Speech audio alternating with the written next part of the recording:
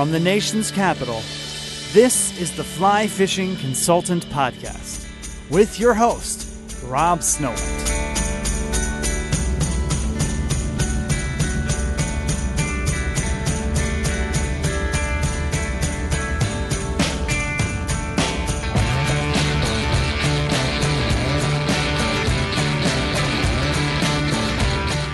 Thank you for downloading the Fly Fishing Consultant Podcast. My name is Rob Snowhite, and this is the 281st episode of the Fly Fishing Consultant Podcast. This episode is the fourth installment featuring Art Noglak, Tidal Potomac Fly Rodders President and Manager of Orvis in Arlington, Virginia.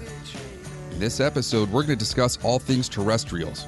Here are some definitions and histories of terrestrials.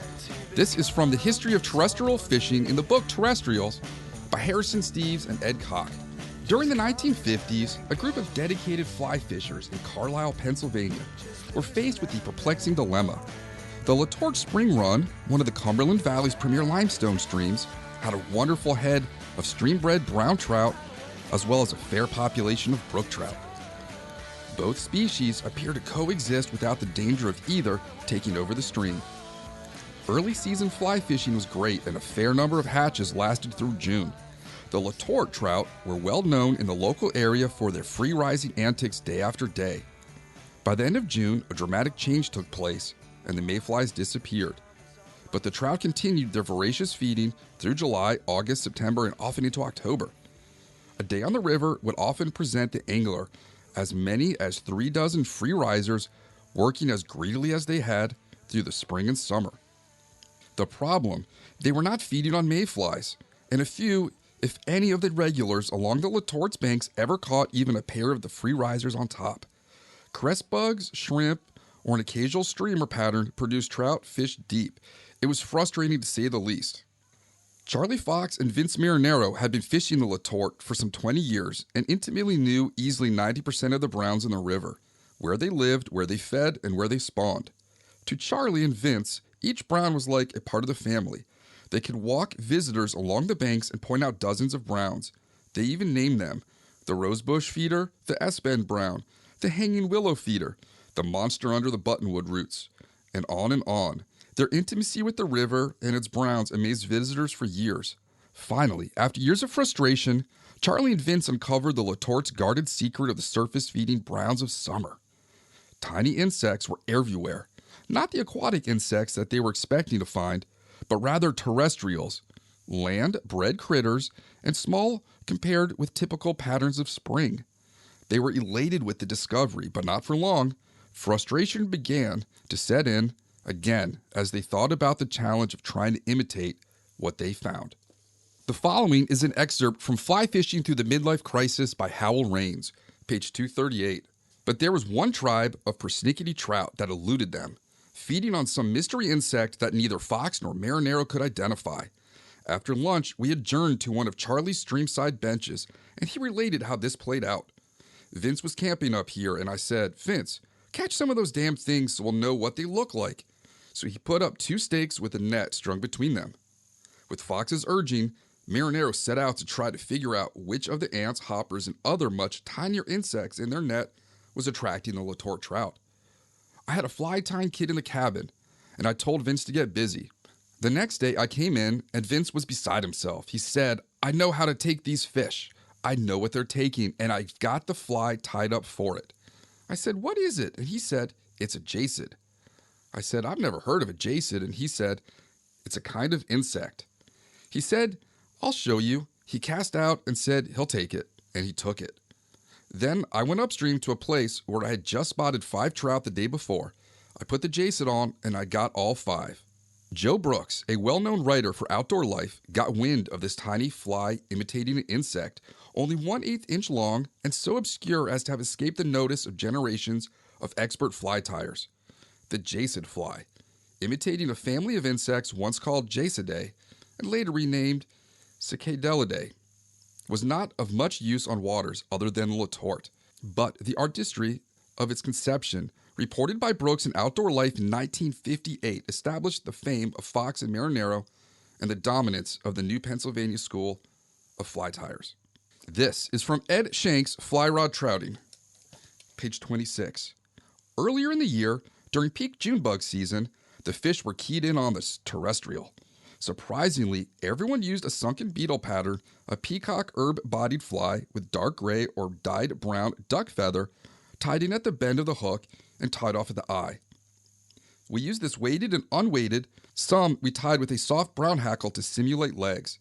Sizes were generally 12 and 14 because the June beetle is a large one. The S-bend pool is still a good one. The lush grasses along the meadows harbor numerous leafhoppers, jacids, beetles of all sizes, ants, grasshoppers, and crickets, all of which find their way into the water. Mayfly nymphs, crestbugs, scud or freshwater shrimp, crayfish, dace, minnows, and sculpins all cohabitate beneath the water's surface. He finishes with the coming of the hot weather phase, the terrestrials also find their place in the sun. Along with the trichos, the land-based insects are their thickest and most active. The ants, of course, are more in the water in varying numbers throughout the season, but now the grasshoppers are growing, as are the crickets. The little leafhoppers, jacids, are happy to see the hot weather, and beetles of varying sizes and colors abound in the weeds. Jap beetles are clinging to the honeysuckle, wild roses, and jewelweed. Ants are dropping from bridges and tree limbs, and crickets and hoppers make directional mistakes on occasion and plop into the water. In my opinion, the finest terrestrial period is hopper time. The larger trout seem to anticipate the coming of the hopper, which begins with the tiny immature bugs of early summer and ends with the full-grown hoppers in August. If a rise is spotted and an accurate cast is made, a hooked fish is inevitable. Casting to all inviting locations is even greater sport than this because it tests my ability to recognize the best holding water and pick out the hot spots, such as the undercut banks, overhanging brush, or grass, or the patch of foam that collects in front of some obstruction. The unknown quantity holds the appeal. Is there a trout laying there? Is he hungry? Will he want what I have to offer? How big is he? All these things run through my mind as I false cast once or twice. The tiny cricket or hopper imitation lands just right and begins its float. As the fly swings in against the grass, it disappears with an audible glurp. I react, and a gray-brown begins to head-shake and dash for freedom. My tiny rod doubles as I do everything just right, and moments later, the chunky brown is ready for the net. I ease 2, 3, or more pounds of trout into the damp grass, admire the coloration, perhaps take a quick picture or two, and then remove the barbless fly and gently ease the trout back into the current. This, to me, is even more exciting than fishing the rise. This episode is brought to you by Solo Stove. Every purchase of a Solo Stove or Solo Stove merchandise made through my website or social media helps support the fly fishing consultant. Humans have been making fires for a long time. In South Africa, there's a man-made fire dating back 1.2 million years. It's the earliest of such a discovery. In Israel, there are remains of a 300,000-year-old campfire, and no one has been able to improve the fire pit until the invention of the Solo Stove. Prove me wrong. You light the newspaper and kindling and step back. No need to blow on the flame or embers. The high-tech construction allows air circulation to do the convection of the heat inside. Within a few minutes, the wood starts to burn and releases some initial smoke. Then, there's no more smoke until the fire goes out. Next day, you have powdery carbon ashes. Cleanup is simple. You don't stink of campfire when you go to bed. Your clothes don't get burnt from exploding or popping embers. It's time you experience this new status symbol according to the Washingtonian magazine. Let's talk to Art now. Art Noglak, we're going to talk terrestrials in this episode of the Fly Fishing Consultant Podcast. Fill us in on your recent fishing excursions and be sure to include that big box of Pat's rubber legs. Yeah, man. Great. So let's see. Most recent fishing excursions. So as it pertains to terrestrials, in the last couple months, I did a trip to Western Maryland, and I did about 3 or 4 days on the Savage and North Branch of the Potomac. And then actually just the day before yesterday, I got back from 4 days central Pennsylvania, where I fished Penns Creek, Fishing Creek, and Spring Creek as well. So by chance did you fish terrestrials preparing for this podcast? I wouldn't say preparing for the podcast. Definitely just the seasonality of time of year or whatever. Definitely fish some terrestrials for sure. Most excellent. And since we last spoke on the last podcast, we discussed the tequila fly. Owen Williams checked in. He says, "Hey Rob, just caught your chat about largies with Art Noglak and did a little research on the tequila, one of his favorite smallie flies. In his book, Snake River Flies, Boots Allen says that Kim Keeley of Victor, Idaho created it." Huh. How about that's that? That's a great fly. I really like that fly a lot, and it's very popular on the Potomac and Shenandoah rivers. All right, so let's do the terrestrial talk. Why fish terrestrials? I think terrestrials are probably an extremely underused dry fly choice. I was just as an example, it's interesting. I was just reading a chapter in that Fly Fisher's Guide to Pennsylvania about, I think it was about the little Lehigh River. My mom's going to be in Philadelphia in a couple weeks, and I might drive up there and meet her and fish the little Lehigh on the way. I've never fished it. In his little section in the book, he says that there's a trico hatch there, and most of the year he says you can fish tricos almost all year long there. And he said the fish are extremely selective about the size and the gender of the trico. He said that however, if you can't get the fish to eat a trico, throw a hard body ant in black or red, size 16, and they're likely to eat that. That being said, I've in my years of fishing, I find that I tend to use terrestrials for a lot of different things, and not only are they great for dry dropper rigs and things like that, and they make excellent searching patterns, whether it be in the spring, summer, or fall. Often when you have a fish that or multiple fish that are rising very sporadically, and you can't seem to get them to eat your mayfly imitation or your spinner or whatever the case is, one of the best things you can throw at them is a terrestrial, which I think will increase your odds to catch that riser. Do you think it's because some may taste better, or that it's a larger protein packet in one bite? Yeah, I mean, I can't speak to the what they taste like, but I think they're very difficult to resist, right? I think it's something that fish always see, they see it on a regular basis, and yeah, they typically tend to be, a little larger, I think, than a lot of the mayflies and caddis species that you see, at least here in the East Coast. I think they're a lot less, they're more consistent in terms of, you see them all day long, as opposed to, an evening hatch, for instance. I mean, there'll be some ants in the water all day long, and there'll be some beetles, and especially if you have like a wind, a little bit of wind tends to blow a lot of ants and bugs and beetles and hoppers and crickets and things like that into the water. So I think it's a great choice, and especially on the East Coast, we don't tend to use them enough. When we say terrestrials, what specific insects do most fly anglers think of? And we'll get into the West Coast versus East Coast thing in a bit, just like the hip hop. Yeah, right. I think it's definitely hoppers, beetles, crickets, ants. I'm sure I'm missing some, but I think that's what they're thinking of. And it's odd because there are so many bugs out there, but we really only consider a handful of them. No one really fishes praying mantises. No. They do the Jason in Pennsylvania. There's so many varieties of bugs. I have seen some spider flies.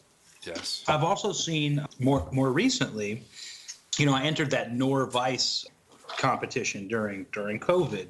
I tied that snake fly, and it didn't win. And it also didn't catch any fish either. I tried to fish it on this most recent trip.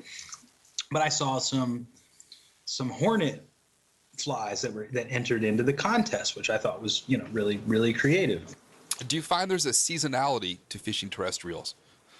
Definitely. I mean, I think that winter months aren't very good. I think, if you're fishing dry flies in the winter, it's typically you're waiting for a warm day, and, depending on where you are, you might see some olives, and every now and then you'll see some black stonefly hatches and things like that. But, rarely do I see any kind of terrestrials on the water or even on the ground and the banks for that matter in the wintertime or late fall or even early spring.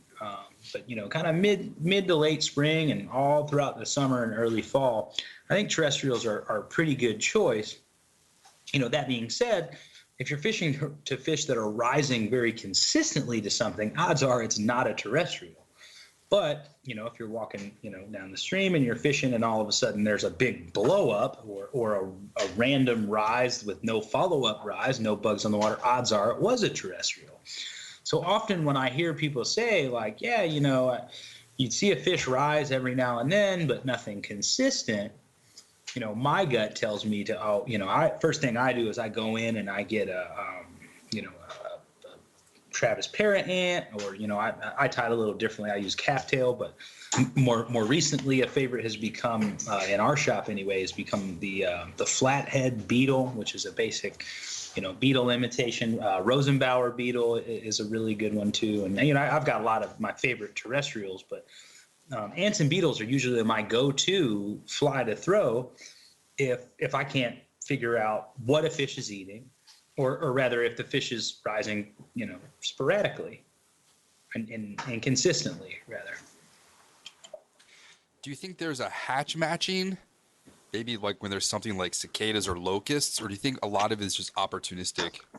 Oh, totally. I mean, there are certainly times, man, when terrestrials require a hatch matching, if you will. One, I speak for the East Coast. I've done, quite a bit of fishing out west, but mostly in the East.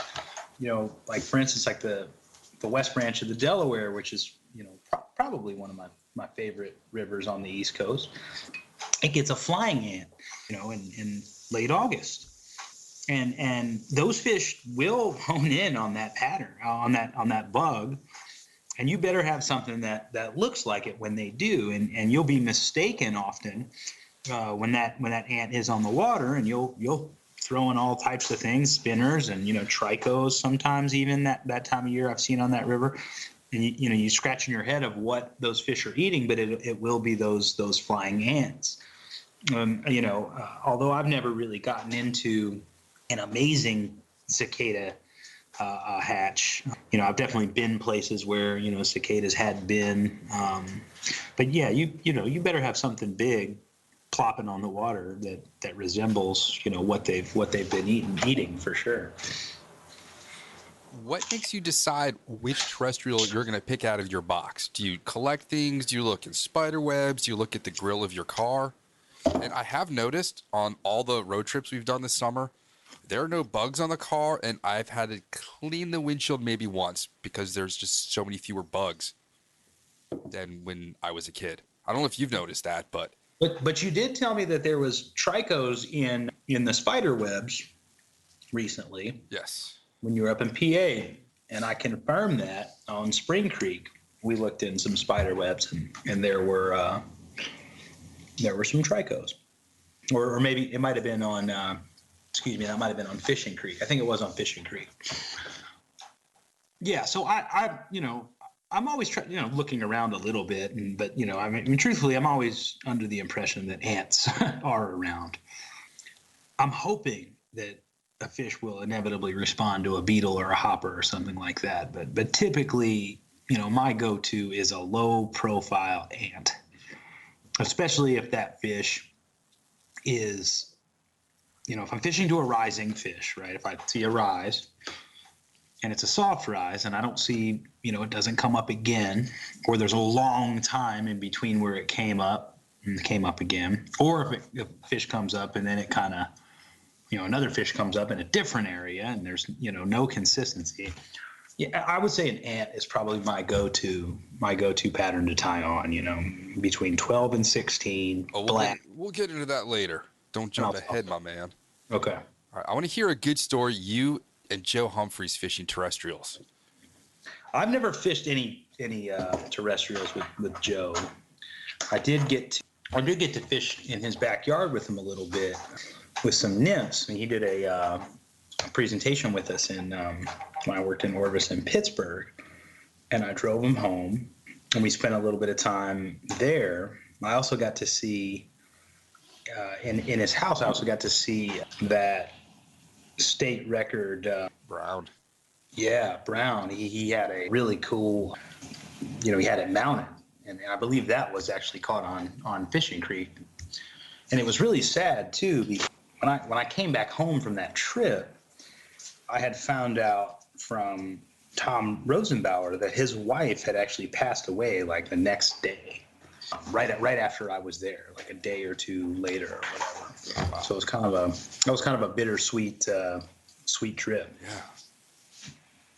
Joe Humphreys landed a 21-inch brown at 1 o'clock this morning, according to social media. I saw that. Yeah, I saw that. Dude is nuts. And what gets me about him after watching the documentaries that his grandfather fought in the Civil War.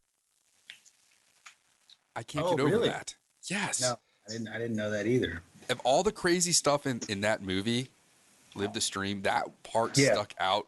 I just couldn't believe that. Yeah, I haven't even watched it in its entirety yet. I've seen like bits and pieces of it and things like that. We'll do it in the carport one night with the projector. Yeah. How do you keep your terrestrials dry once you fish them? Or once just they like go I under? do all my dry flies, man. I see. Right. So, I use a combination of two products for almost all my dry flies. There are some exceptions, if it has CDC or something like that. But I think this is the way that I was taught, and I'm pretty sure that this is the way it was intended. But you have like sort of I use the Orvis stuff, obviously. I use the Orvis gel floatant, right? And I initially put that in the bathroom on my dry fly, right? And then are you in the bathroom right now? No. My wife is pouring water into a bottle. All the thousands of Rob's listeners are gonna hear that. Yeah, she's filling up an Nalgene, and that's what that is. But I put that on the dry fly first, right? And before I fish it, and that kind of repels the water and prevents it from getting into the fly. But as we all know, eventually the water does get into the fly, and the fly becomes waterlogged. Well, instead of applying more gel to the already waterlogged fly, which will inevitably sink due to its due to its change in weight because of the absorption of the water, then I'll use the shake float, which quite interesting. A friend of mine, Adam Cook, who actually visited, came on this last trip with us to Central PA, had a big, what looked to be a protein powder container filled with this stuff that he got somewhere. But it's the shake stuff, the silica substance that I'll use to absorb all the water that's in the fly, and then I'll apply more of the of the gel, right? So I use those two products together, and that's what keeps my flies floating. I like it. Does that make sense to you, or yes. is that normal? I feel like those products are intended to be used together, not which one's better. I think they're supposed to be used together. I like it. I could be wrong, though. Are there any misconceptions that you hear, whether in the shop, on the stream, by the campfire, about terrestrials? Like, say, you can only fish a terrestrial in September, or... Yes. Yeah, I think it's often... I think it's often associated with summer and fall, and early fall.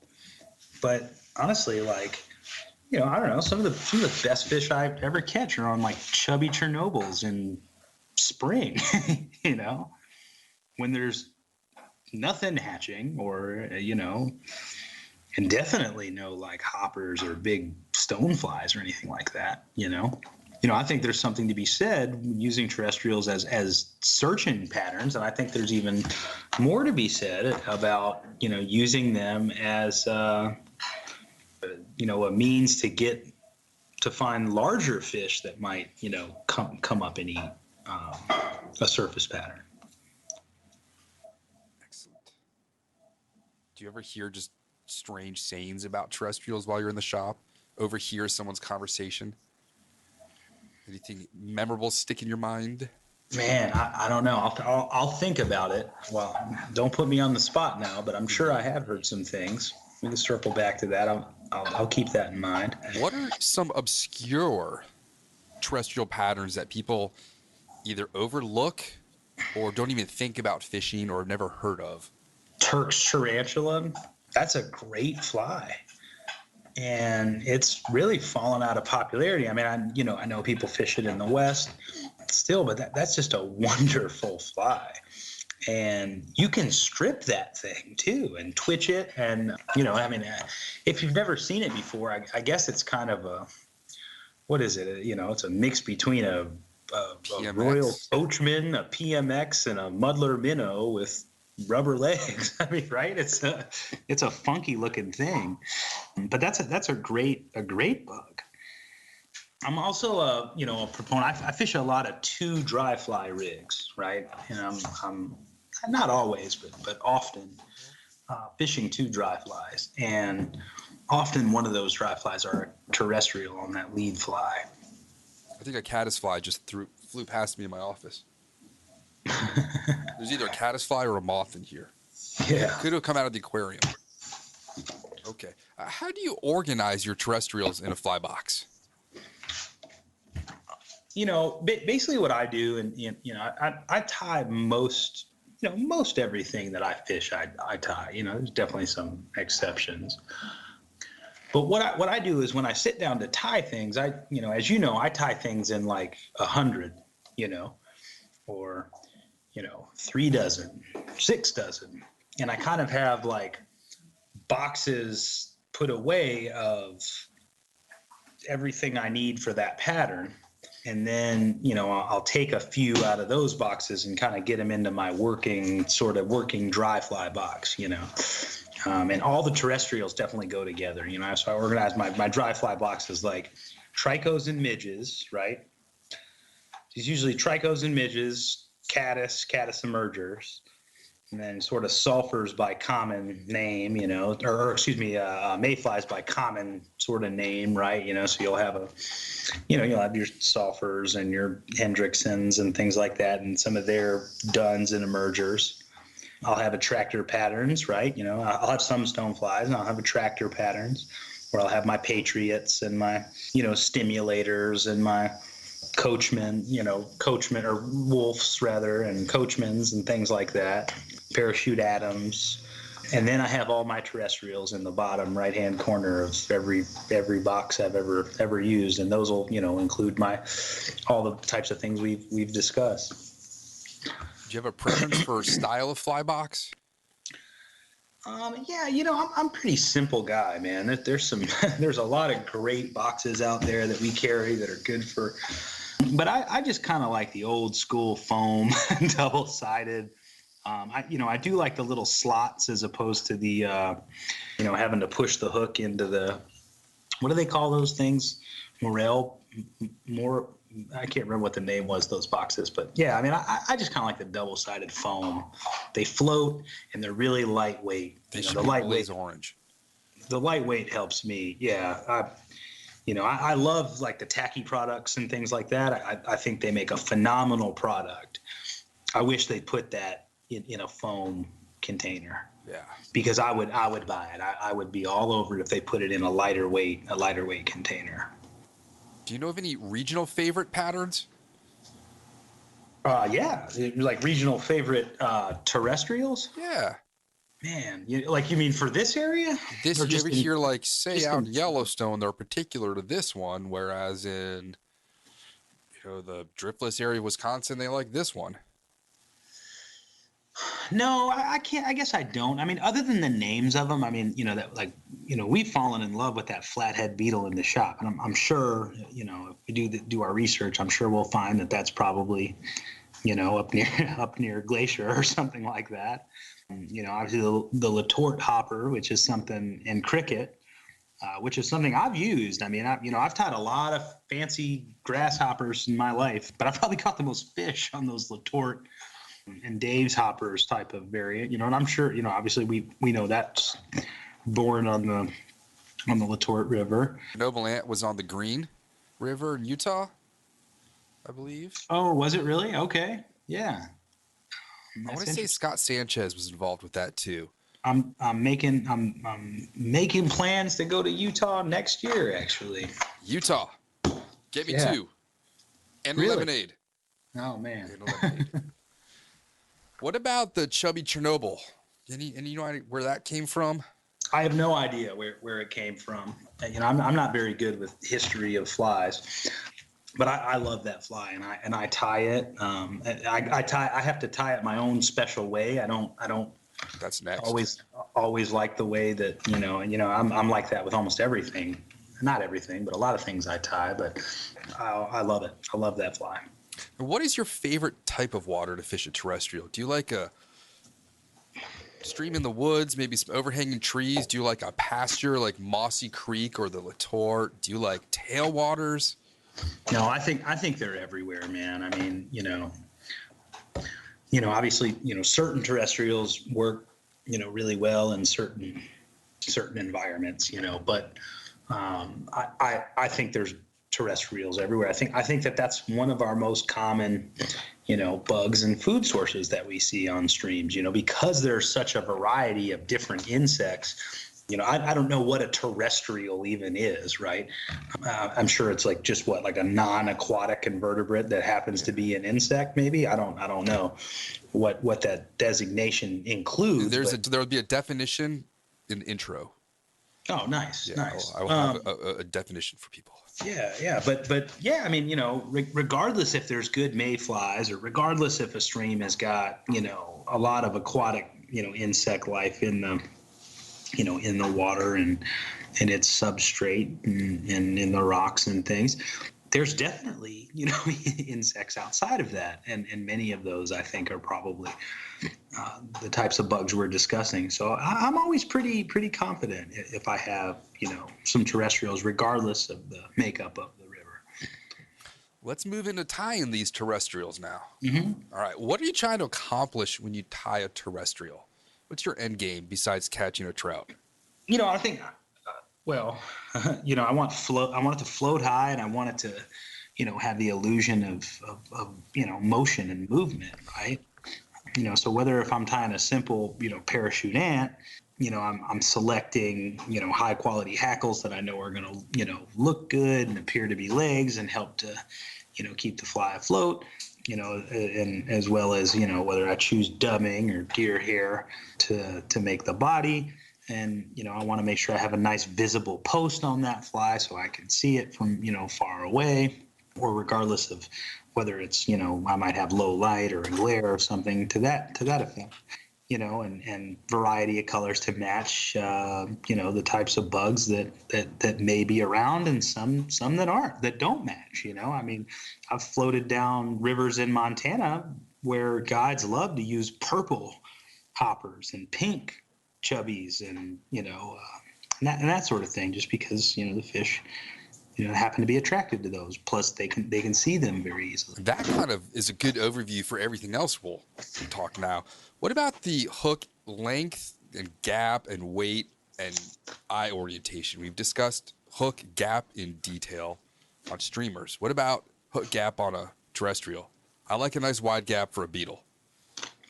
Yeah, I'm the same way with ants I'm the same way with anything I'm using foam. Anything I'm palmering a body onto, I typically like a little bit of a wider gap. But if I'm dubbing a body, that's not as important to me, right? 2x and 3x long shanks become critical with a lot of your terrestrial patterns, especially when you get into crickets and hoppers and Chernobyl type foam flies. Yeah, I mean, I think that it's critical to have longer hooks. So most of these flies aren't going to fit on your standard, dry fly hooks that you might use for your, for a parachute Adams or something like that. Do you have to use lighter wire and gauge hooks to keep them afloat? Whereas say you tie something on a heavy wet nymph hook and eventually it's going to sink. Yeah, Fly's I mean, not buoyant. I think it depends on the fly, right? A lot of people that fish out west, they use stouter hooks on some of their, on some of their chubbies and other things, because they have, bigger fish that come up and eat on a regular basis.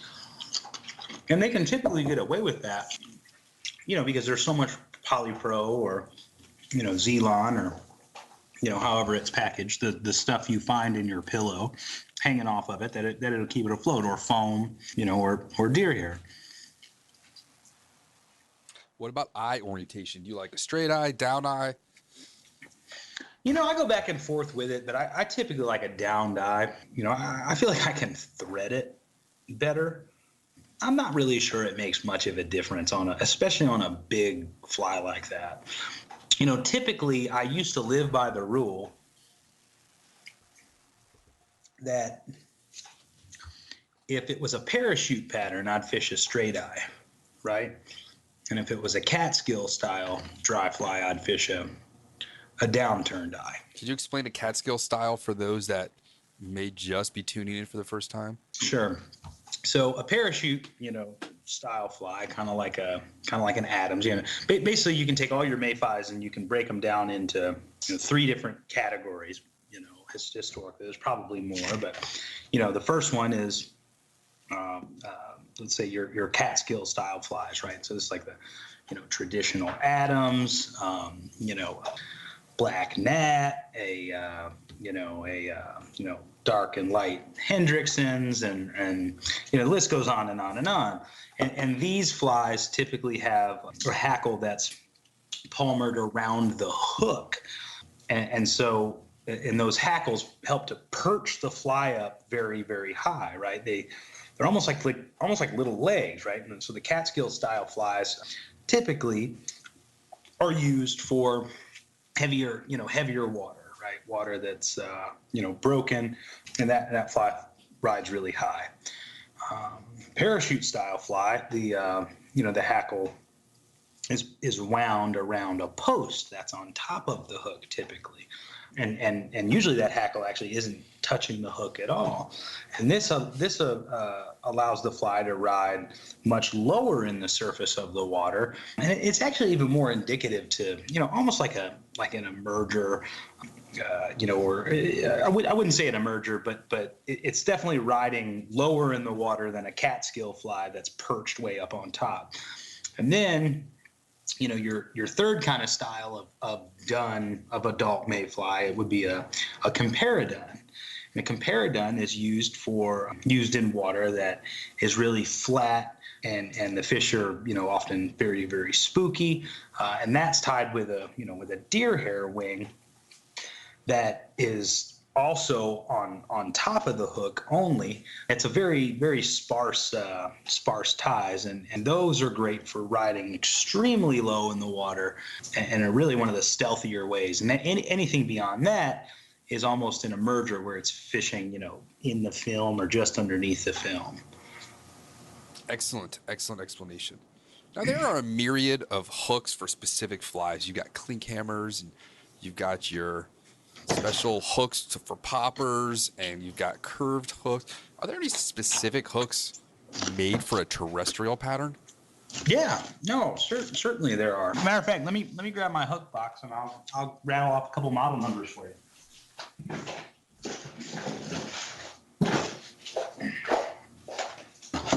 So there's some hooks that, I used to have all these memorized at one time. I mean, not all of them, but some of them. Yeah, there's definitely some hooks that have much longer shanks than normal. But are they designated like beetle hook, ant hook, hopper hook? Because you would buy a clink hammer hook, right? Or a popper hook that's got the little. I don't think that they're designated specifically as a terrestrial hook, to answer your question. No, not that I've seen. I'm sure that something out there definitely exists, but I've never run into it. But typically you'll see them called like stonefly hooks. Sometimes I have seen that. And those are great for terrestrials. The same things they'll tie, like, salmon flies or stone flies on. I really like, anything with a long shank.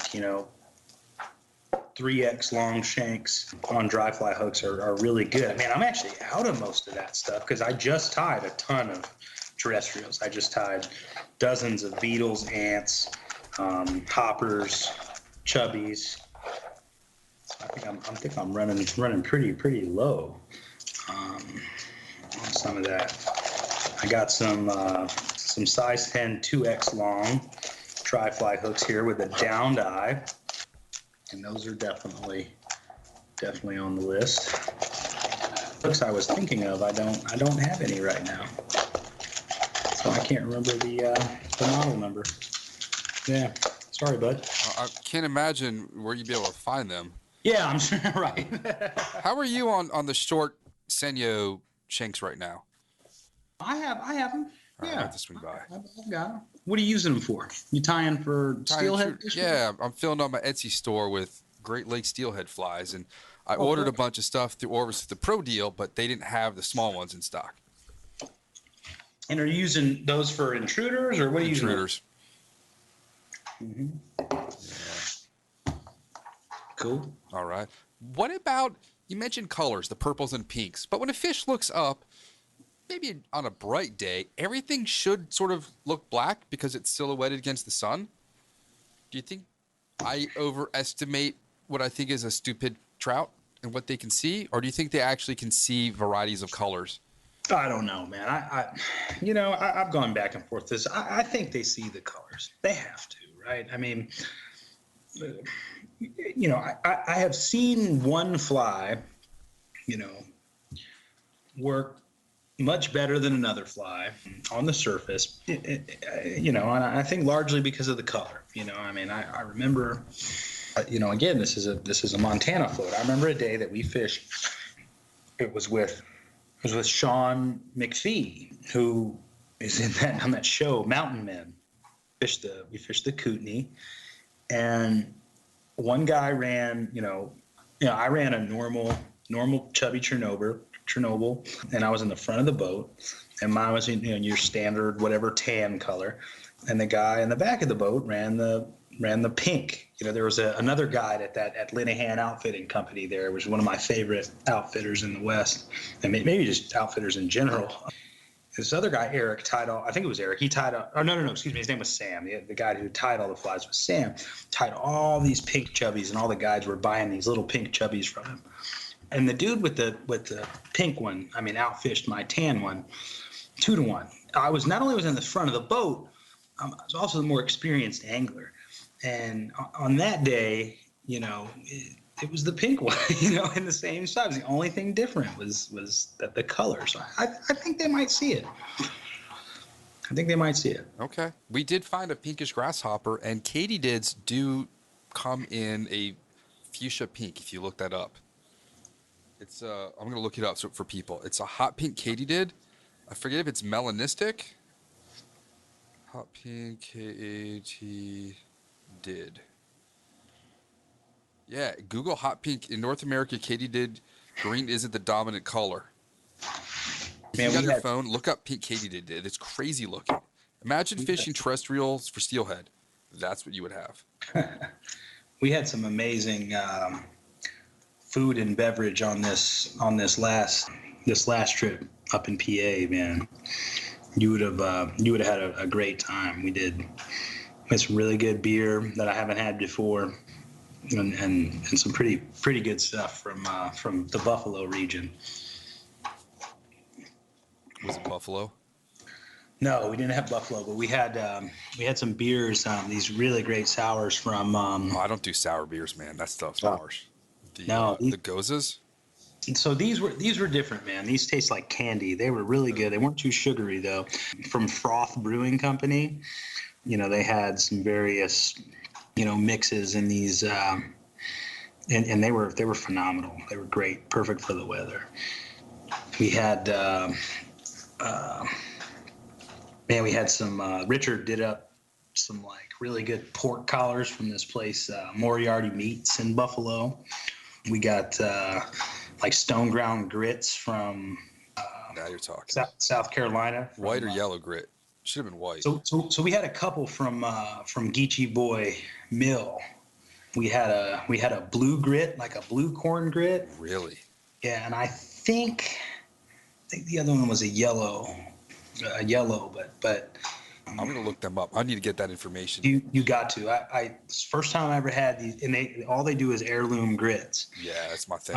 And I came home and I immediately went to their website and I immediately bought these unicorn grits that they had, some yellow grits, and they have these Jimmy Red grits that are extremely, I guess pretty rare. Like the corn was actually almost extinct at one point from what I read, and they brought it back. So those actually might be waiting for me downstairs right now. So I'm super excited to get cooking with some of those, man. You know what's the greatest way to cook grits, and it totally sucks for you?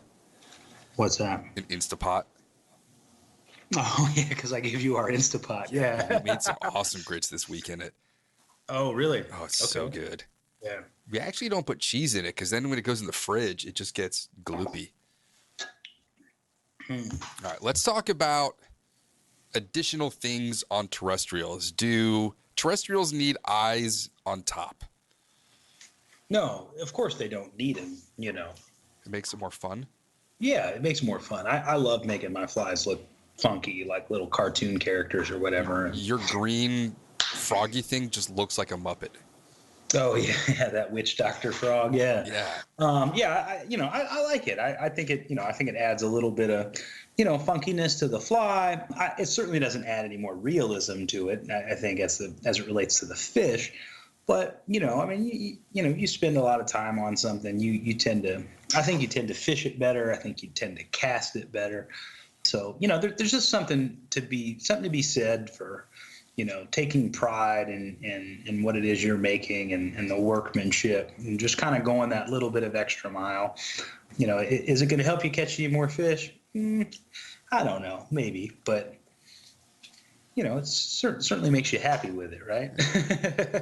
I want to talk about rubber legs and their awesome importance, but why is it that round rubber legs are marketed as medium round rubber legs, but there's no large and or small round rubber legs?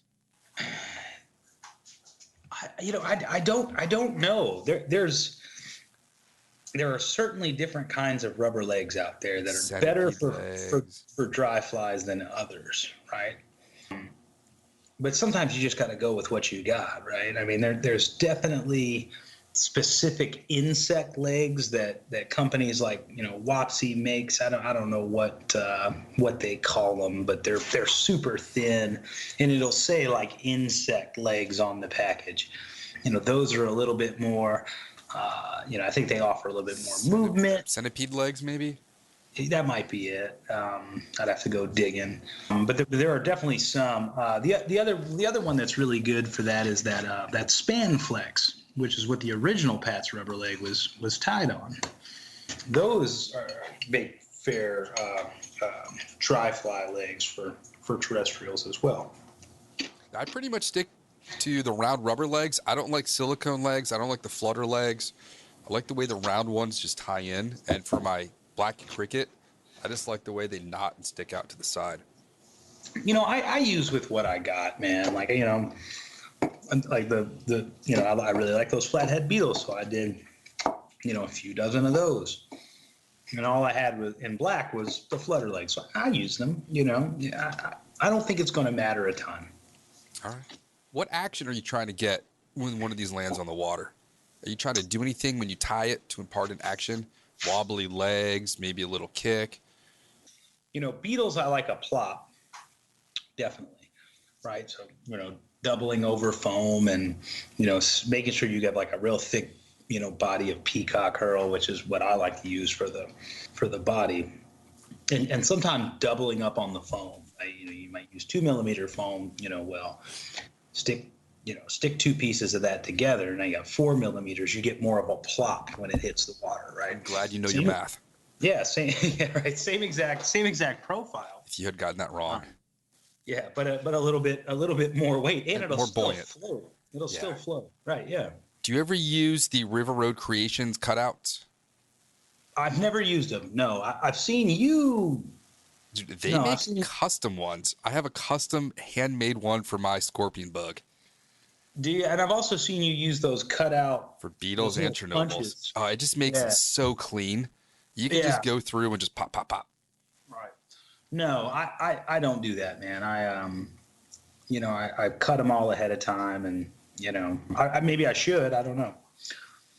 There's There's new always, one. There's that's always stuff tapered. that you get. I've been tying for a long time, so there's all kinds of like new stuff that always comes out, and I just don't even think to try it. And I always tie a lot of things at once, right? So again, I just did, here, as an example, I just did 150 Pat's rubber legs in various sizes and colors and shapes.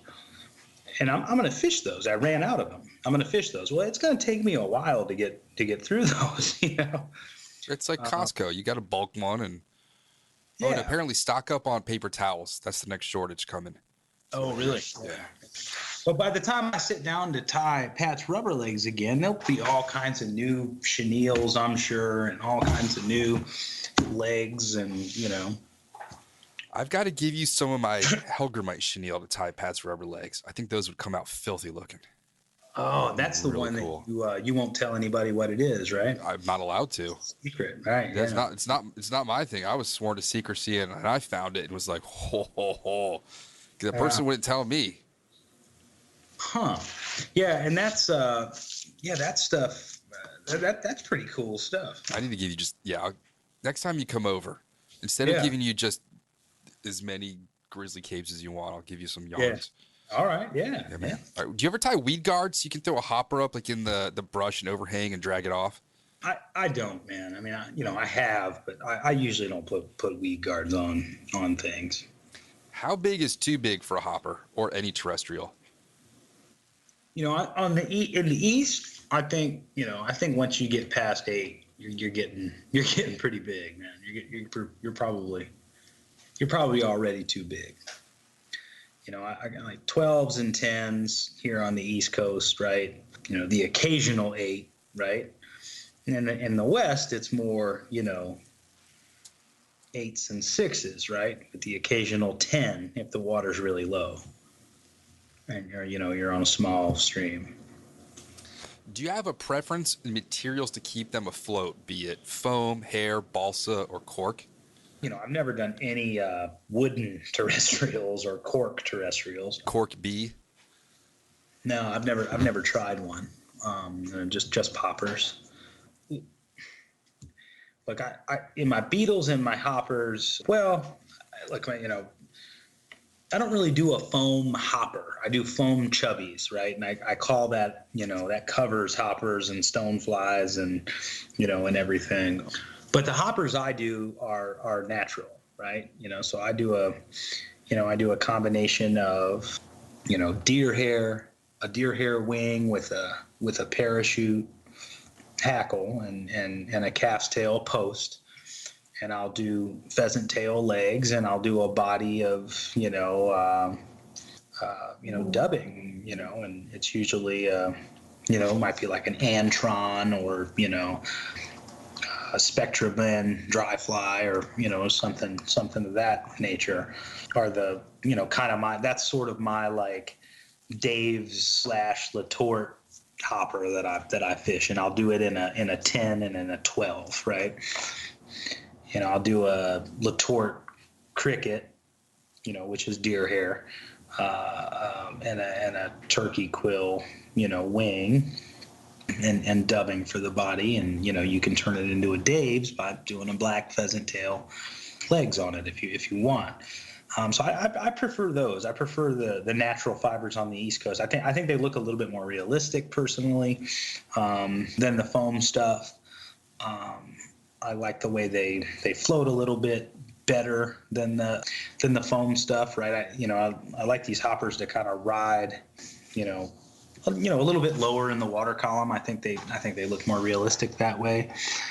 But that being said, if I want a searching pattern, it's probably going to be the chubby. So I guess I fish both, but I prefer to tie, and I prefer the look of the natural fibers, I guess. All right. What do you use as sight indicators? You mentioned earlier, was it calf tail instead of something else on one? Yeah, so I like that Travis para ant a lot. We sell it in the shop for years. It's a great bug. It floats really high, but he uses the Polypro post, in orange or whatever. I prefer white posts, and sometimes I'll do a different color, but I prefer calf tail posts. I like as well. Is there a preference for color that you can see from a distance? Yeah, my preference is almost always white, but I've found that to be, to vary between angler to angler, right? Like what works for me might not work for somebody else, right? So I like the calf tail better personally, so I switch that out. And I use if I have a post on something, it's likely going to be of calf tail, or calf body hair, one of the two. Yeah, so I swap that out. When I do chubbies, as an example, I don't tie that in the traditional way either. I double up the foam with two different colors, right?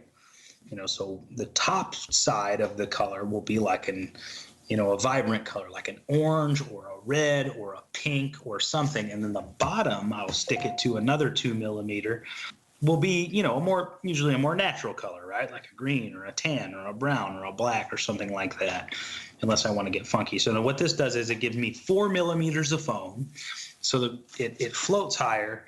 It makes more of a plop when it hits the water, and I don't have to use as much Polypro. I think a lot of the commercial chubbies that you see are designed for out west when you're in a drift boat and you're looking at the fly from 50, 60 feet away, and it takes 2X and a 6-weight rod to cast it, right? I like to tie a lot of 10 and 12s in my chubbies for the East Coast. So I use more foam to help it float, less Polypro, and I don't use Polypro. I'll either use Zelon, or when I go to throw out a pillow, that polyfill in the pillow is the exact same thing. At least to me, Zelon is also the exact same. Would you open up a pillow? Do you have a pillow fight with Trent? What's going on? How'd you go from the middle there? No, the pillow starts going, you go to throw out your pillow, remember, save it. Half the weight of your pillow after a couple of years is just dead skin cells and fecal matter from mites. Awesome. Yeah. Well, maybe that attracts the fish. I don't know, but that, just whatever stuffing, I think that's all that stuff is. So you use less of that, so it casts easier. And I also kind of trim the tail and the head of the fly a lot closer to the bend and the eye of the hook than they buy commercially. When you buy them commercially, it's like a size 10 looks like a size 6, right? Because it's so long, because there's so much foam hanging off the front end to the back end, right? And so much poly on the wing. So basically, I just do a little bit of a trimmed down version with a little bit of extra foam. Right. All right. I'm going to ask you your favorite patterns for each type and popular ones or most popular store ones. So what's your favorite ant again? Travis para ant. And that's the one you tied up on Instagram like a week ago? Yeah, that's right. What's your favorite beetle? We already heard that. Flathead beetle, yeah, or Rosenbauer beetle. Those are my two favorites. If you were going to throw a cicada pattern? Black booglebug. Excellent. And would that be what you're going to be selling next year when the 17-year cicadas come out? Yeah, probably. I mean, those are so easy to. That does not have to be spot on, man, at all. So just a black booglebug. That's all you need. Grasshopper. Ooh, I'd have to say a Dave's hopper, because I can cut the legs off. The reason I say the Dave's and not the Latort is I can take my nippers and I can doctor it up to become a Latort hopper with a post. Yes. So I like it. I do a lot of cutting flies down and stuff like that. So favorite caterpillar. I don't have one, but I mean, I guess you could count the inchworm as that, right? Green San Juan. Yeah, inchworm. My clients keep saying, good heavens, man, there's a lot of spiders in these trees. I'm like, no, these are caterpillars. Throw your fly underneath it because those things are probably falling out. What about a mice pattern? You got a favorite mouse? That I've caught some fish on that. What is it? The Moorish mouse. Moorish mouse, and Ken Moorish has one of the best hoppers out there too. Does he? Great balanced flies. But I want to turn you on to this guy, and give me a second because when I tie mice patterns, and I've given you some, right? Some of the mouse stuff that I've tied. I think that the one you gave me ended up going to a client who was going to go night fishing somewhere. I was cool. like, dude, you know what? This is going to do you a lot more good than it's going to do me. So do yourself a favor and check this guy out on Instagram if you haven't. He's from Sweden and his name is Andres Andersson, right? And his handle is Andres13 Andersson. And I think just based on his Instagram, I mean, he's one of the most talented tyers I've ever seen, specifically with deer hair and specifically his mice patterns. I mean, he does some just unbelievable work with his mice patterns and like heads on Lich's double D's and things like that. So I've kind of tried to model my mice pattern, my mice patterns after his, and he does like little lemmings and things like that too. Of course, mine are nowhere near as good as his. Yeah, check him out on Instagram. He's one of my favorite people to look at mice and stuff with. Very cool. What about a miscellaneous? If someone's just coming in, they're like, just throw me a terrestrial. Turk's tarantula, man. You got a favorite bird pattern? No, I've never. Check out Pat Cohen. Yes. Remember Parker? Really cool. Parker Bearstein. He caught that on the duck. That's right. What did he? Right. So he just sent me a text of a bag of feathers all over the ground. He's like, "Did you send these to me?" And I was like, "Yeah, they had an expiration date and they were going to explode, like in Inspector Gadget, the letters." And I just remember I got like 50 bags of mixed feathers from somebody and was just giving them out at Beer Tie and nobody wanted them. And I think he took one home. And I don't know if he had a dog get in it or what, but yeah. He caught that huge bass in Georgetown, I think in Rock Creek on a duck fly. I thought it was at the marina. Oh, maybe. I thought it was at Columbia Marina. I could be wrong. What about moths? Mike Heck was a big guy talking about moths in Pennsylvania, but he said he'd get a lot of bats that would grab onto them fishing at I have seen fish eat moths. I've never fished them.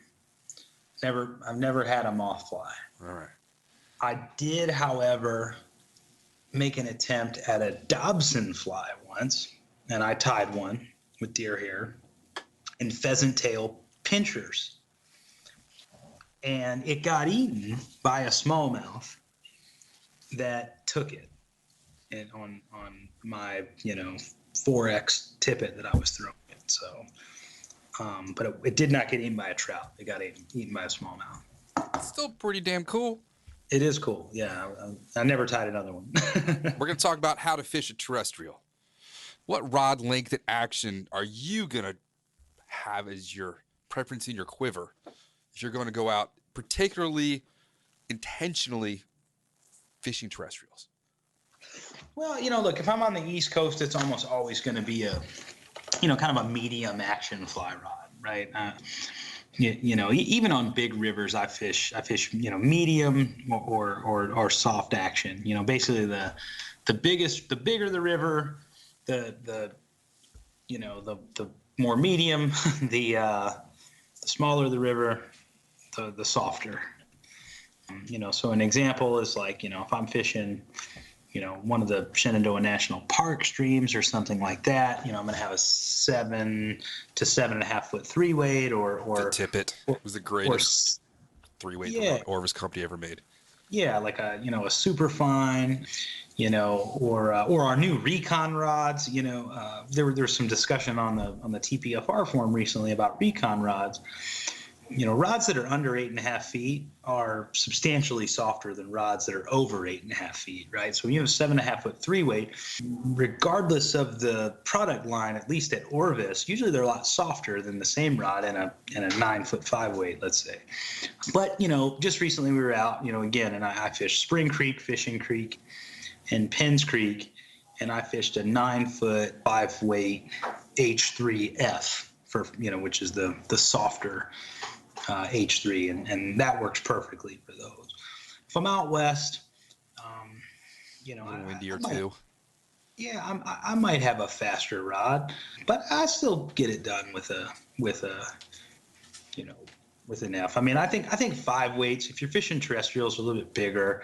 4s and 5-weights are what you should be using. If you're out west, it should definitely be a 5-weight. All right. Do you ever dress to blend in with the areas in the summertime during quote unquote terrestrial season? No, that's a good question. I used to. When I was younger, I used to I used to wear darker, more muted colors. Now I intentionally dress funky just because I don't think it matters. I try to get behind the fish or approach in a way they wouldn't be able to see me regardless. But when I was younger, I definitely did. But now that I've gotten a little bit better at it, I'm not worried as much about that. I don't have to catch every fish. Got to spook some to catch some. PJ Daly. That's his quote. You got to spook some to catch some.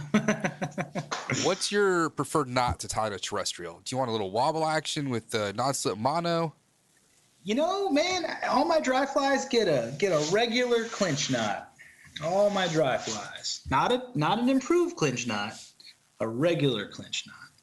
And fluoro versus mono, because these are floating flies. Do you want a little bit of sag in your tippet? No, I'm usually fishing mono, but not on my dry flies, but mostly because it's cheaper. Okay, I am yet to see.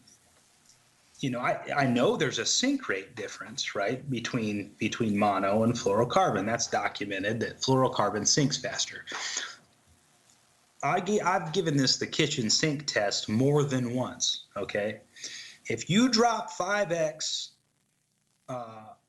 tippet in your kitchen sink, if you fill up your kitchen sink, if you drop 5x tippet with fluorocarbon that's greased up with gel floating, and you grease up 5x tippet and you drop them next to each other, they both sit there forever and neither of them sink. For as many hours as you want to let them sit there, they will sit there. So I don't think that game applies when you're dry fly fishing with certain smaller diameters, right? I think that the sinking fast thing, first they have to break the film. You know what I mean?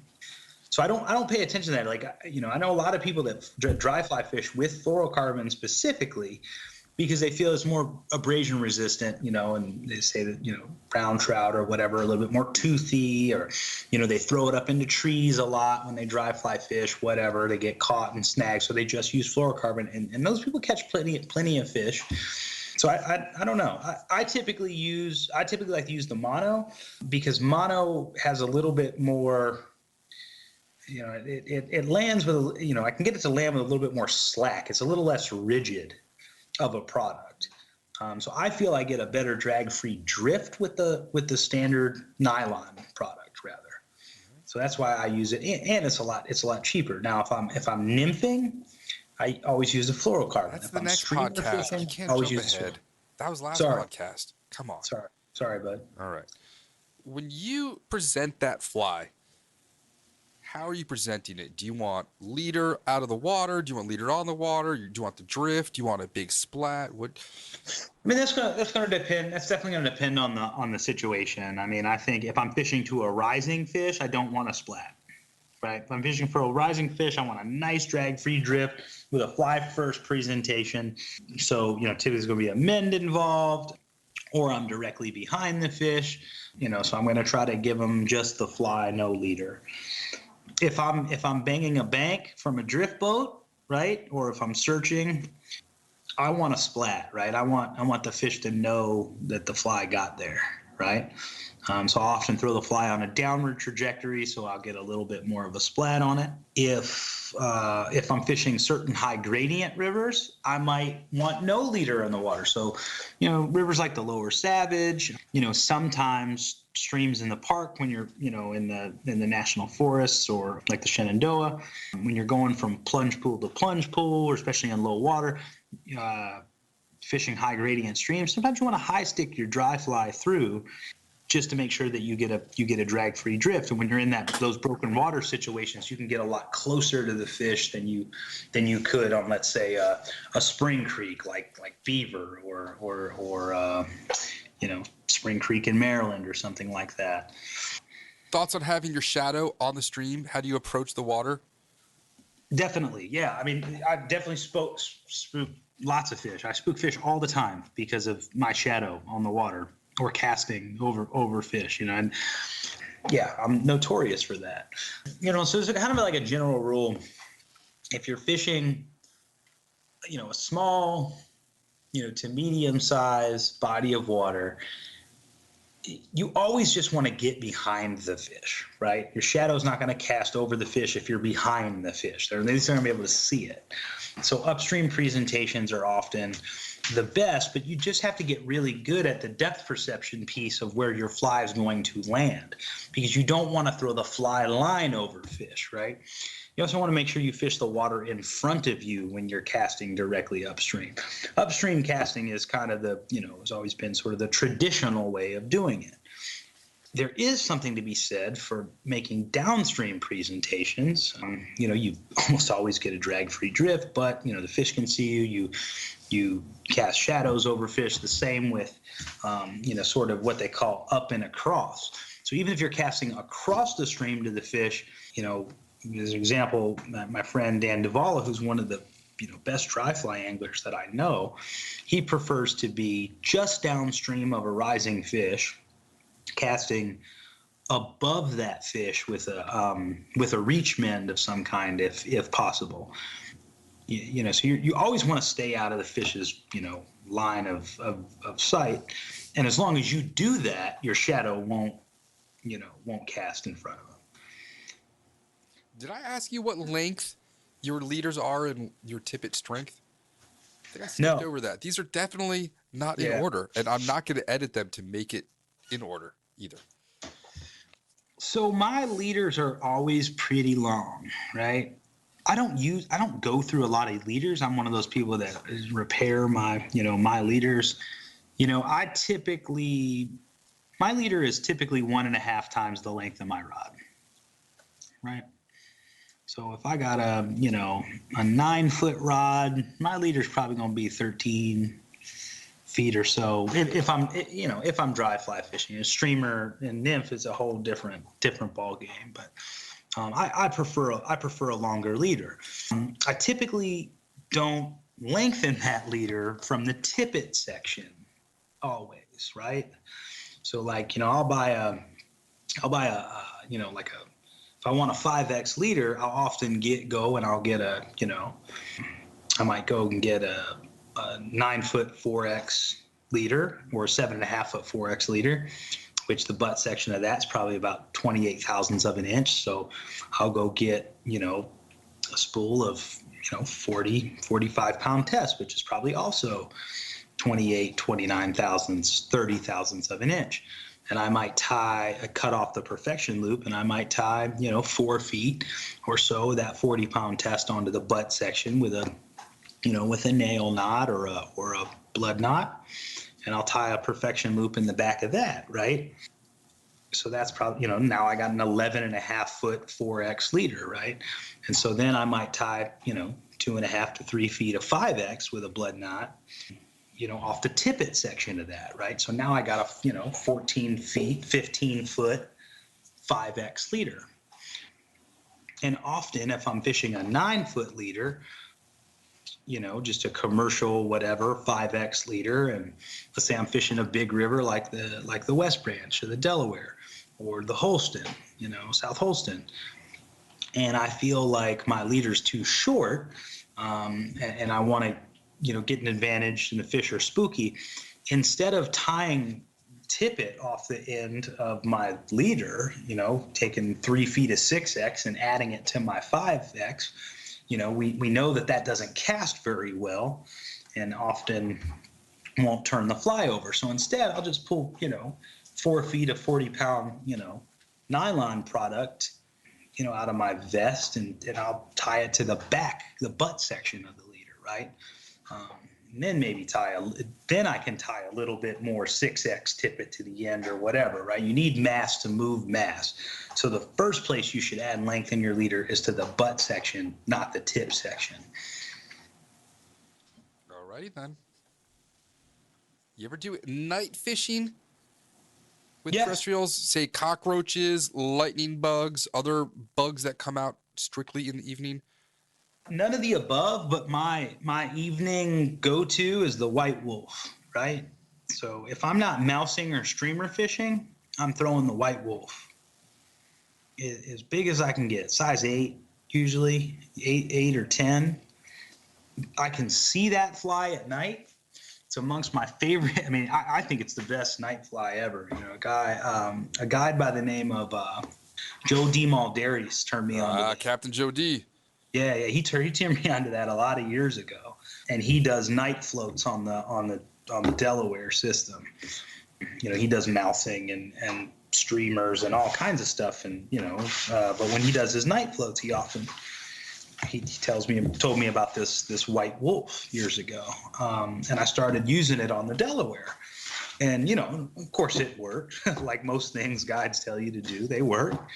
But then I started using it everywhere else, and that thing just, you can see it in the moonlight. Yes. If you don't have white wolves in your box, you need to get some, because that's a darn good fly in the evening time. If there's a spinner fall, white wolf, bam, boom, they'll come and get it. Yeah. Yes, I like the white wolf.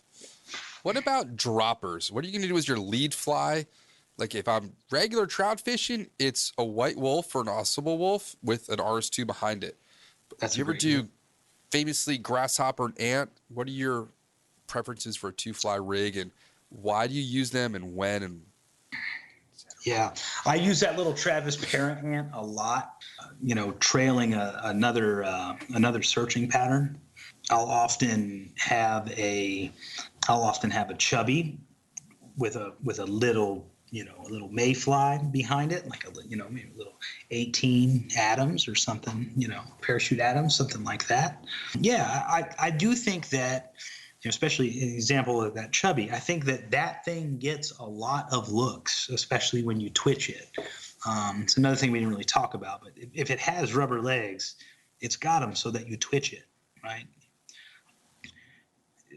Yes, I do think that often I'll get looks at that fly, and you might not be able to get them to eat that fly, but if you have a smaller terrestrial behind it, or even a smaller mayfly, you'll often get that eat, just like you do with the RS2. And what X tippet would you use between your lead fly and your dropper? It depends, right? It depends on the size of the dropper, right? If I got a size 10, let's say I got a size 10 chubby Chernobyl, right? I'm probably tying that on with 4X. Okay. I'm sure you can get your listeners. Okay, there's a matrix that talks about, the size of the fly to, what the tippet size should be to throw with it. And it's not extremely rigid, but it's a good, it's a good, sort of roadmap. But, like, let's say I got a size 10 chubby, I probably got 4X. I probably have a 4X leader on that. So if I'm gonna drop like a size 16, let's say Travis parent behind it, I probably 5X, right? 5X tippet off the bend of the hook. Right. And if it was a size 20, I can see it midge from Tom Baltz, I'll probably use 6X off the back of it. Right. Alrighty. Do you ever sink your terrestrials? Drowned beetles, drowned ants, drowned hoppers, drowned crickets? I don't sink them intentionally. There's a hard body ant that I don't tie that I have bought commercially. Fulling Mills does it. That I have used. You can make those with Gorilla Glue. Is that what it is? I figured it was some kind. People use Gorilla Glue to make those. Do they? Yeah, and I have fished that. I've never tried to make one myself. I'm sure I figure it out.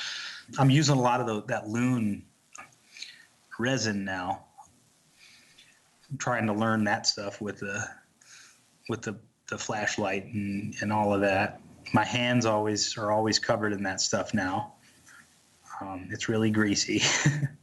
Yeah, but I don't sink them intentionally. Some people talk about, sinking them and drifting them and putting split shot on a dry fly, and not something I've ever messed with.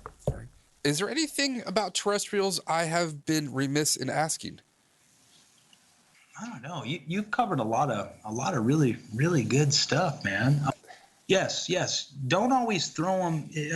I got one for you, especially fishing spring creeks. Here's a little funky tip. Often when you see a fish, like a trout, especially on a bank, you don't have to throw it in front of them if you have a terrestrial, right? You can often throw it behind him or in the middle of the stream and see if he'll come get it, right? So as opposed to, if you're concerned about spooking the fish, unlike mayflies, I mean, I've hit brown trout on the tail, watch them spin around and eat a fly. Not that I did that intentionally, but I guess my point is with terrestrials, unlike mayflies, you don't have to be in a particular feeding lane always. They'll come find it, especially if it plops, right? But I think you've covered most of it, man. All right, I got some extra questions for you now. Uh-oh. What was your first fishing vehicle? My first fishing vehicle was I think it was probably I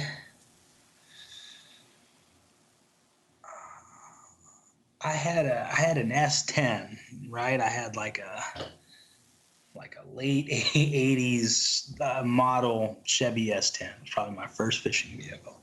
Very nice. Where was the best day of fishing you've ever had? The best day of fishing I have ever had was probably in an undisclosed bay. It was between an undisclosed bay on Lake Erie for smallmouth, where I caught just a ridiculous amount of smallmouth that were 20 inches or better. Very short time span. On the Clark Fork, there was one night where it wasn't even a day. It was just a handful of hours fishing in the late evening during sort of the Squala stonefly period in Missoula, Montana, on the Clark Fork behind the Holiday Inn. Oh, motel. Yeah, caught just me and some friends. It was at an Orvis thing. Caught just a ridiculous amount of trout on Pat's rubber legs. Easily in the hundreds. In there were several of us, but in just a few hours. All right. With coronavirus and all being limiting factors, what are you most looking forward to about fall? It is going to be again in the 50s tonight for the second night in the row. I know. I felt it walking home from work, man. What I'm looking forward to some streamers this year. I know I'm gonna get into some big trout this fall. There's a couple places not too far from here that we can we've figured out some spots where we think a pre-spawn bite, in some areas that have large wild brown trout that we fish often. We think we've found some spots where they will likely spawn. And so what we'll try to do is, before they do, hopefully we get some good weather. We found some good places to streamer fish and nymph fish, where we're likely to find some big fish before that spawn occurs. So I'm really looking forward to kind of seeing some of this new water that we've seen now in the summer a couple of times, and looking for fish to move into those areas. Are these pumpkin spice brown trout? Yeah, exactly. Do you have any rituals before you go on a fishing trip? No rituals, man. No, I can't say I have any. No. What is the worst? Do you have any rituals? More on the way there. Music.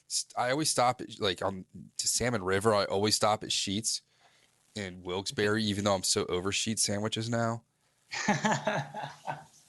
Yeah, there's a couple odd things I will definitely do that if you watched over a long time, you'd be like, dude, that's a little obsessive. Coffee. I gotta have my coffee when I fish. My buddy Richard brought some amazing coffee. He had a this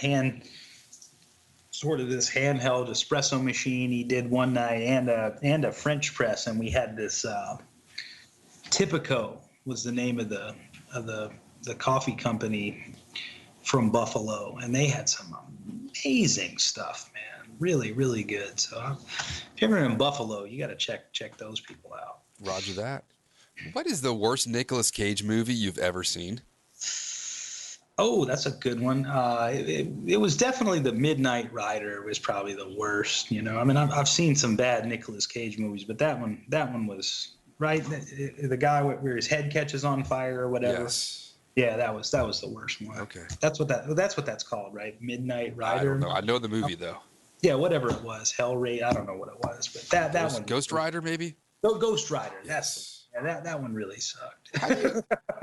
How does Art keep his fly rod guides from icing up in the winter? Chapstick, man. Always been chapstick. Little Blistex on there.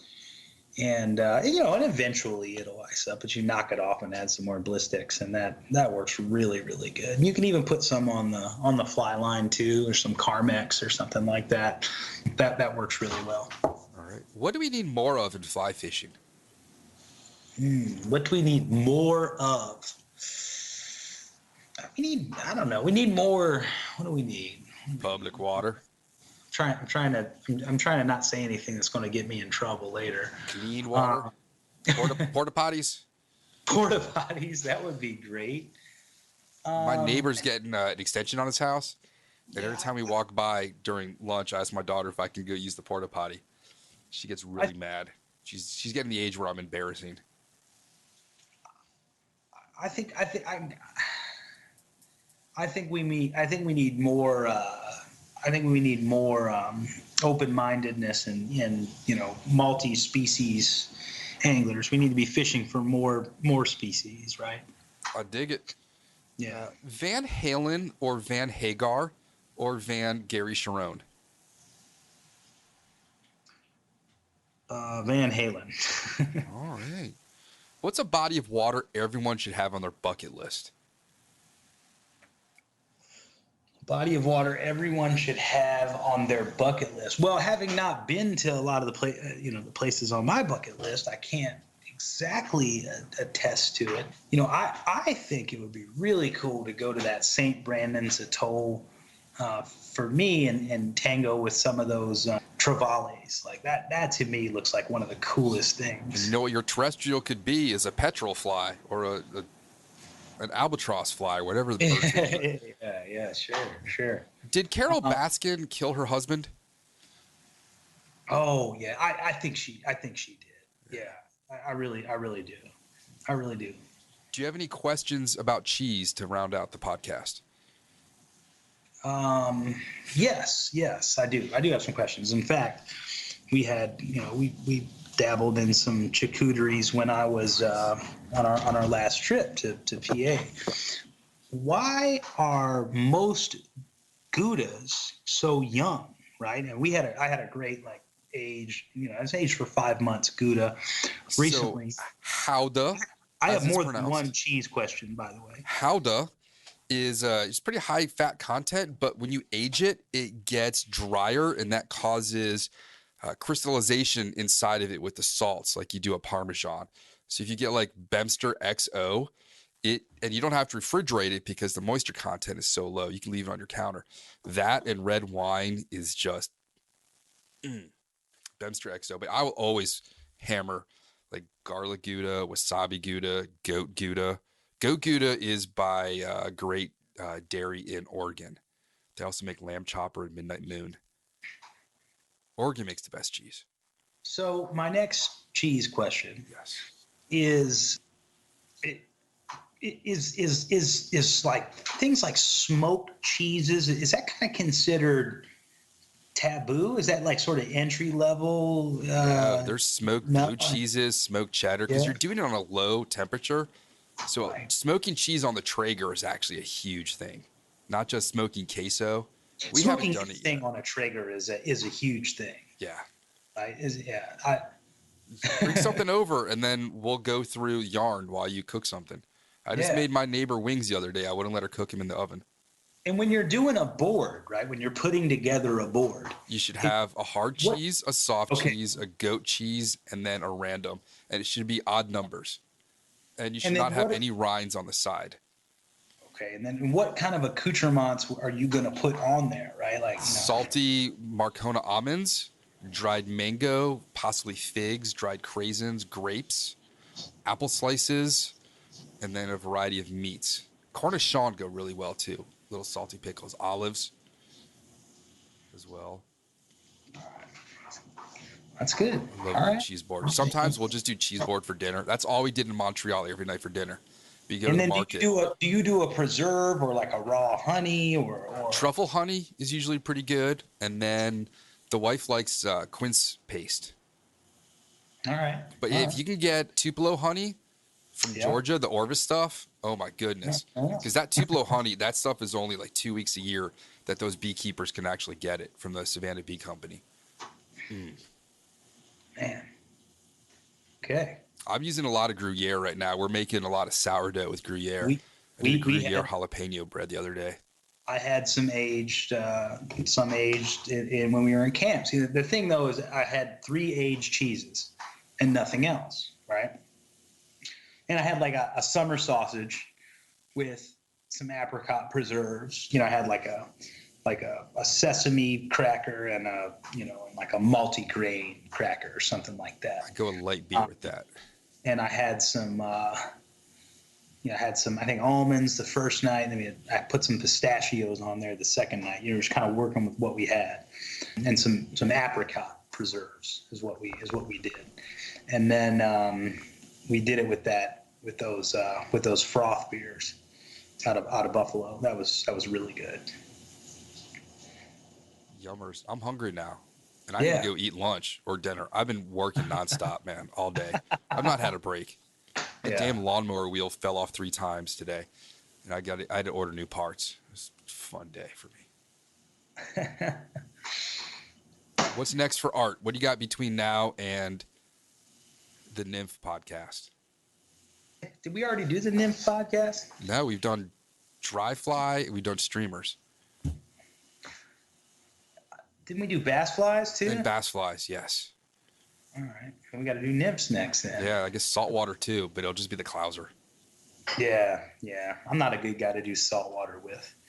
It would just Drew Chacon on for that. Clouser half and half deceiver. What's next for me? So, bluegill tournament's wrapping up. Yeah, bluegill tournament's wrapping up, right? So that's really good.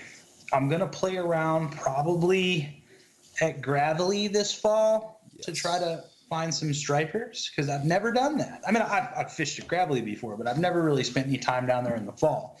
And now that I live, so close, right? I mean, I could damn near walk there. Clouser with a Snowhite damsel dropper. All right. And they'll always eat that dropper.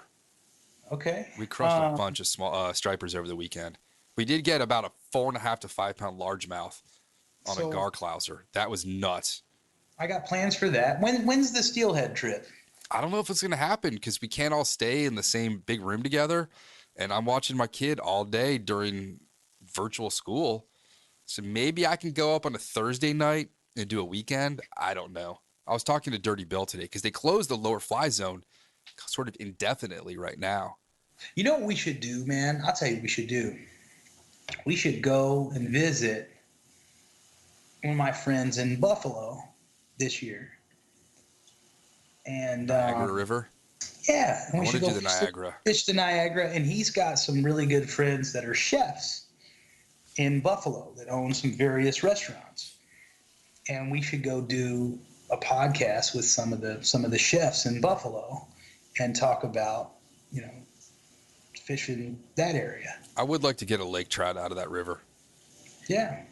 We make that happen. You do it at Art Park with Art Noglak. How many times do people put a letter F in front of that park sign? I don't know, but I'm sure it gets done. I'm sure it happens. Yes. Yeah. When I was a little kid, they used to call me Art the Fart. When I was like really little, like in kindergarten, Art the Fart. They're so clever. Yeah, I know. It's like kids calling me Rain Black. I'm like, wow, the antonym of Snow White. You are such a brainiac. Check out the big brain on Brad. Oh, that's funny, man. If you're going to insult me, be clever. Right. All right, dude, I'm going to jump, and I'll check in with you and get you over here for some yarn and maybe some wings. Or I got meat church dry rub today at the hardware store. Looking forward to doing that. And I know you're a big fan of the chicken thigh, so. Yeah, thanks for having me, man. Send me a link when you finish it. I'm gonna send it to my buddy in Buffalo. Roger that. All right, my man. Take it easy now. Laters. Thank you for joining us for the Fly Fishing Consultant Podcast. For more information or to contact Rob, please go to www.robsnowhite.com.